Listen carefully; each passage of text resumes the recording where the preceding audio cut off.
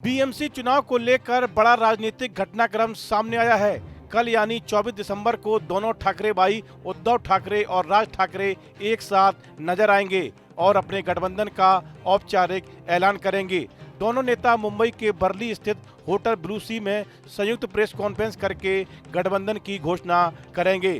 सूत्रों का कहना है कि शिवसेना यूबीटी ने एमएनएस के लिए 12 से 15 मौजूदा सीटें छोड़ी हैं। इन सीटों के अधिकांश पूर्व नगर सेवक फिलहाल शिंदे गुट की शिवसेना में शामिल हो चुके हैं।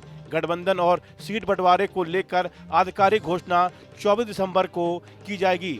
ठाकरे ब्रदर्स महाराष्ट्र में हिंदी अनिवार्य किए जाने के मुद्दे पर एक साथ आए थे। इसके बाद दोनों भाइयों के बीच जमी बर्फ पिघल गई थी। इसके बाद से एमएनएस और शिवसेना यूबीटी के बीच गठबंधन की चर्चा थी।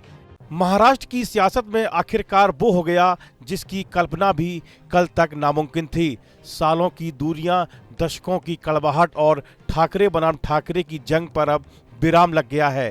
राज और उद्धव अब 20 साल के बाद चुनाव साथ लड़ने जा रहे हैं। महाराष्ट्र का सियासी पारा दिसंबर की सर्दी में 7वें आसमान पर है। उद्धव की शिवसेना ने अब साफ कर दिया है कि कांग्रेस के साथ समझौते की उम्मीद अब खत्म हो चुकी है। अब मुंबई की जंग दोनों भाई राज उद्धव के साथ अपने दम पर लड़ेंगे।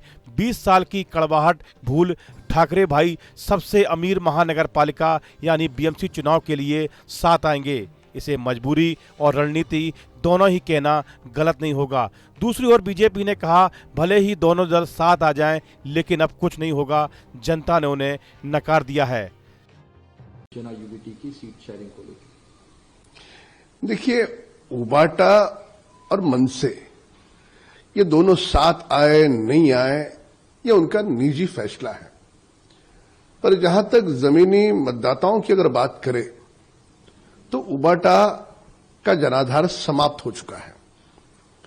और ये हम नहीं कह रहे, ये जो 2 दिन पूर्व जो चुनाव के नतीजे सामने आए उन चुनाव के नतीजों ने बता दिया।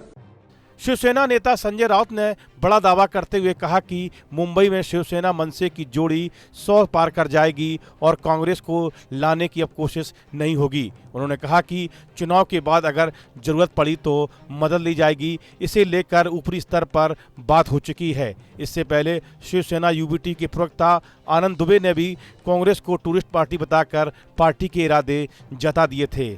मतलब साफ है कि कांग्रेस की याद शिवसेना को चुनाव के बाद ही आएगी, वो भी जरूरत पड़ने पर। फिलहाल पूरा फोकस ठाकरे ब्रांड पर है। तो सवाल यह है कि क्या मराठी मानुष के वोट बैंक पर फिर ठाकरे परिवार का कब्जा होगा। दरअसल स्थानीय निकाय चुनाव में महायुति ने जबरदस्त प्रदर्शन किया। भाजपा ने 117 नगर परिषदों और नगर पंचायतों के अध्यक्ष पद जीते, जबकि शिवसेना और एनसीपी को 5 और 4 जगहों पर जीत मिली। दूसरी ओर एमबीए को कुल 44 अध्यक्ष पदों पर ही संतोष करना पड़ा, जिसमें शिवसेना यूबीटी की 2 और कांग्रेस की 11 जीतें शामिल थीं। मनसे का प्रदर्शन और भी निराशाजनक रहा, जिसने केवल एक ही अध्यक्ष पद जीत पाया। इन नतीजों से साफ है कि महायुति ने राज्य में अपनी पकड़ मजबूत की है, जबकि विपक्षी दलों विशेषकर शिवसेना यूबीटी और मनसे को गंभीर झटका लगा है। ऐसे में दोनों दलों के लिए 2026 में होने वाले बीएमसी चुनाव बेहद अहम हो गए हैं। उद्धव और राज ठाकरे के बीच गठबंधन की संभावना इसलिए मजबूत हो रही है क्योंकि दोनों दलों को महसूस हो रहा है कि वे अकेले भाजपा की ताकत का मुकाबला नहीं कर सकते। स्थानीय निकाय चुनाव में मिली हार ने उन्हें यह स्पष्ट कर दिया है कि यदि वे मुंबई जैसे महत्वपूर्ण शहर में भाजपा को चुनौती देना चाहते हैं तो उन्हें एकजुट होना ही होगा। मुंबई की सत्ता के सिंहासन पर 25 सालों तक सिर्फ ठाकरे परिवार का कब्जा रहा। 1997 से 2022 तक बीएमसी मतलब सिर्फ और सिर्फ उद्धव ठाकरे की शिवसेना थी। लेकिन शिवसेना में फूट के बाद मराठी वोट बिखर चुका है।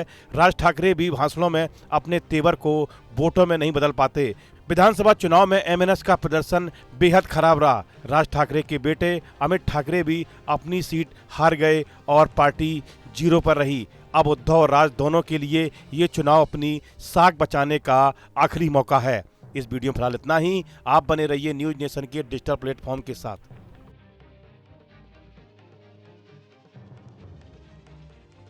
आपके मोबाइल पर तुरंत आएगी ब्रेकिंग न्यूज। स्क्रीन पर सबसे पहले दिखेगी बड़ी खबर, देश दुनिया की हर खबर एक जगह। अब आपके मोबाइल पर तुरंत फटाफट इंस्टॉल कीजिए न्यूज नेशन ऐप और रखिए खुद को अपडेट।